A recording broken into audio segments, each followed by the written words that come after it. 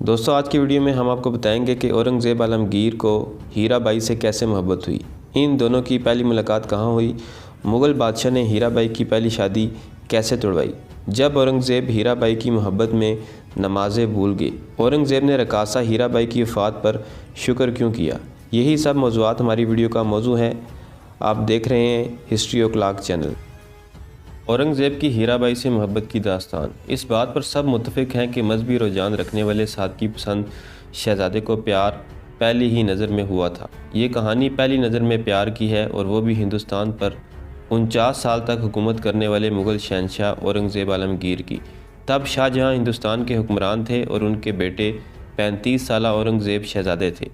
دوسری بار دکن کے گورنر کا عہدہ سنبھالنے کے لیے اورنگ آباد جاتے ہوئے اورنگزیب برہان پور سے گزرے۔ موجودہ انڈین ریاست مدھیہ پردیش میں تاپتی دریا کے دائیں کنارے واقع برہان پور وہی جگہ ہے جہاں ان کی والدہ ممتاز محل کو وفات کے بعد تاج محل میں دفنانے سے پہلے امانتاً دفنایا گیا تھا۔ بروکیڈز، ململ اور ریشم کے لیے مشہور اس شہر میں میر خلیل خان زمان سے بیائی جانے والی اورنگزیب کی ایک خالہ سہیلا بانو رہتی تھی۔ انہی سے ملنے اورنگزیب گئے تھے جب ان کے دل کی دنیا تلپٹ ہوئی۔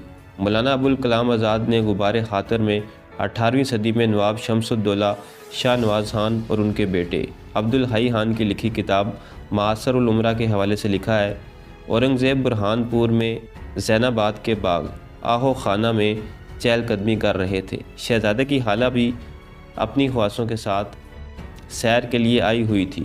ایک لڑکیوں کا جرمٹ سیر و تفریح کرتے ہوئے ایک درخت کے سائے میں سے گزرا جس کی شاخوں میں آم لٹک رہے تھے۔ جوں ہی مجمع درخت کے نیچے پہنچا تو انہی میں سے ایک لڑکی نے شہزادے کی موجودگی کا کچھ پاس لحاظ کیا، نہ ان کی خالہ کا۔ بے باکانہ اچھلیں اور ایک شاخ بلند سے ایک پھل توڑ لیا۔ شہزادے کی خالہ پر یہ شوخی گرا گزری اور انہوں نے ملامت کی تو لڑکی نے ایک غلط انداز نظر شہزادے پر ڈالی اور پشواس سنبھالتے ہوئے آگے نکل گئی۔ یہ غلط انداز نظر کچھ ایسی قیامت کی تھی کہ اس نے شہزادے کا کام تمام کر دیا اور صبر و قرار نے خدا حافظ کہا۔ اورنگزیب کے سوانح نگار حمید اللہ خان نے اس واقعے کو مختلف انداز میں بیان کیا ہے۔ چونکہ یہ ان کی خالہ کا گھر تھا، اس لیے حرم کی عورتوں کو ان کی نظروں سے ہٹانے کی زیادہ پرواہ نہیں کی گئی اور شہزادے بغیر اعلان کیے گھر میں داخل ہو گئے۔ زین آباد، جن کا اصل نام ہیرا بائی تھا، ایک درخت کے نیچے کھڑی اپنے دائیں ہاتھ سے شاخ پکڑے دھیمے لہجے میں گا رہی تھی۔ انہیں دیکھتے ہی شہزادے اپنے آپ پر قابو نہ رکھ سکے اور وہیں بیٹھ گئے اور پھر بے ہوش ہو کر زمین پر گر پڑے۔ خالہ تک خبر پہنچ گئی، ننگے پاؤں دوڑتی آئیں اور انہوں نے سینے سے لگا لیا اور آہو بکا کرنے لگی۔ 3-4 گھڑی کے بعد شہزادے کو ہوش آیا۔ خالہ نے پوچھا، یہ کیا بیماری ہے؟ کیا تم پر اس سے پہلے کبھی اس کا حملہ ہوا ہے؟ شہزادے نے کوئی جواب نہیں دیا۔ آدھی رات تھی جب شہزادے نے کہا، اگر میں اپنی بیماری کا ذکر کروں تو کیا آپ اس کا علاج کر سکتے ہیں؟ ان کی خالہ نے جب یہ الفاظ سنے تو نہایت خوشی سے صدقہ دیا اور کہنے لگی کہ تم علاج کی کیا بات کرتے ہو، میں اپنی جان تمہارے علاج کے لیے پیش کر دوں گی۔ پھر شہزادے نے انہیں سارا معاملہ بتا دیا۔ یہ سن کر وہ خاموش ہو گئی۔ آخرکار شہزادے نے کہا، جب آپ میری باتوں کا جواب نہیں دے رہی تو میرا علاج کیسے کریں گی؟ خالہ نے جواب دیا، میں تم پر قربان ہو جاؤں، تم اس بدبخت شور کو جانتے ہو، وہ ایک خونخوار آدمی ہے۔ ہیرا بائی کے لیے تمہاری درخواست سن کر وہ پہلے اسے اور پھر مجھے قتل کرے گا۔ اسے بتانے سے اس کے سوا کوئی فائدہ نہ ہوگا کہ مجھے اپنی جان قربان کرنا پڑے گی، لیکن اس غریب معصوم لڑکی کی زندگی بغیر کسی جرم کے کیوں تباہ کی جائے؟ شہزادے نے جواب دیا، بے شک آپ نے سچ کہا، میں کوئی اور خربہ آزماؤں گا۔ طلوع آفتاب کے بعد وہ اپنے گھر واپس آئے اور کچھ نہیں کھایا۔ اپنے معتمد مرشد قلی خان سے تفصیل سے گفتگو کی۔ خان نے کہا، میرے خون کے بدلے میرے ولی اور روحانی رہنما کا کام ہو جائے تو مذائقہ نہیں۔ شہزادے نے جواب دیا، میں جانتا ہوں کہ آپ میرے لیے اپنی جان قربان کرنے کے لیے تیار ہیں، لیکن میرا دل اپنی خالہ کو بیوہ کرنے پر راضی نہیں۔ اس کے علاوہ قرآنی قانون کے مطابق کوئی شخص مذہبی قانون کے علم کے ساتھ صریح قتل نہیں کر سکتا۔ آپ کو کامیابی کے لیے خدا پر بھروسہ کرتے ہوئے خان زمان سے بات کرنی چاہیے۔ مرشد قلی خان نے سارا احوال خان زمان سے کہہ دیا۔ انہوں نے جواب دیا، شہزادے کو میرا سلام دو، میں اس کا جواب ان کی خالہ کو دوں گا۔ خان زمان نے اپنی بیوی کو اورنگزیب سے بدلے میں ان کے حرم سے چترا بائی ان کے حوالے کرنے کا پیغام دیا۔ مورخ جادو ناتھ سرکار اس بیان کو درست نہیں مانتے۔ لکھاری رانا صفی کا کہنا ہے کہ واقعے کے بیانات میں تفصیل پر تو اختلاف ہے، لیکن اس بات پر سب متفق ہیں کہ مذہبی رجحان رکھنے والے سادگی پسند شہزادے کو پیار پہلے ہی نظر میں ہوا تھا۔ نارائن سنگھ کے مطابق اورنگزیب کے جوانی کے پیار اور مورخ جادو ناتھ سرکار کے مطابق اورنگزیب کے واحد رومان کا نام ہیرا بائی تھا۔ وہ کشمیری ہندو تھی جنہیں ان کے والدین نے بازار میں بیچ دیا تھا۔ وہ خانے زبان کی ہاں گاتی اور ناچتی تھی۔ معاصر العمرہ میں لکھا ہے اورنگزیب نے بڑی منت سماجت کر کے اپنی خالہ سے ہیرا بائی کو حاصل کیا۔ احکام عالمگیری کے مطابق جب اورنگزیب نے ہیرا بائی کو اپنے خالو سے لینا چاہا تو انہوں نے بدلے میں ان سے چترا بائی کو مانگا، چنانچہ یہ تبادلہ ہو گیا۔ جادو ناتھ سرکار کہتے ہیں کہ ہیرا بائی کو زین آبادی محل نام دیا گیا کیونکہ شہنشاہ اکبر کے دور ہی سے یہ حکم تھا کہ شاہی حرم کی خواتین کے ناموں کا عوام میں ذکر نہ کیا جائے اور انہیں کسی نہ کسی صفت سے منسوب کیا جائے، یا تو ان کی پیدائش کی جگہ یا اس شہر یا ملک سے جہاں سے وہ شاہی حرم میں داخل ہوں۔ چنانچہ جب زین آباد سے تعلق رکھنے والی ہیرا بائی اورنگزیب کے حرم میں داخل ہوئی تو انہیں زین آبادی محل کہا گیا۔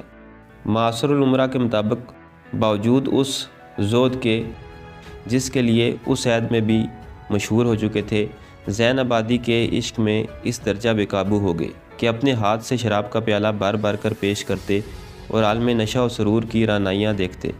کہتے ہیں کہ ایک دن زین آبادی نے اپنے ہاتھ سے جام لب ریز کر کے اورنگزیب کو دیا اور اصرار کیا کہ لبوں سے لگا لیں۔ شہزادے نے ہر چند عجز و نیاز کے ساتھ التجائیں کی کہ میرے عشق کا امتحان اس جام کے پینے پر موقوف نہ رکھو، لیکن اس عیار کو رحم نہ آیا۔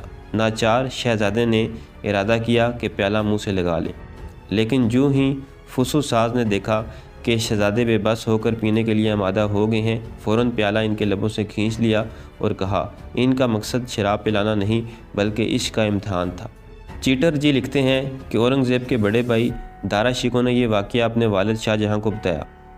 کہا جاتا ہے کہ انہوں نے شکایت کی اس منافق کا تقوی اور پرہیزگاری دیکھیں، اپنی خالہ کے گھر کی ایک لونڈی کی خاطر تباہ ہو رہا ہے۔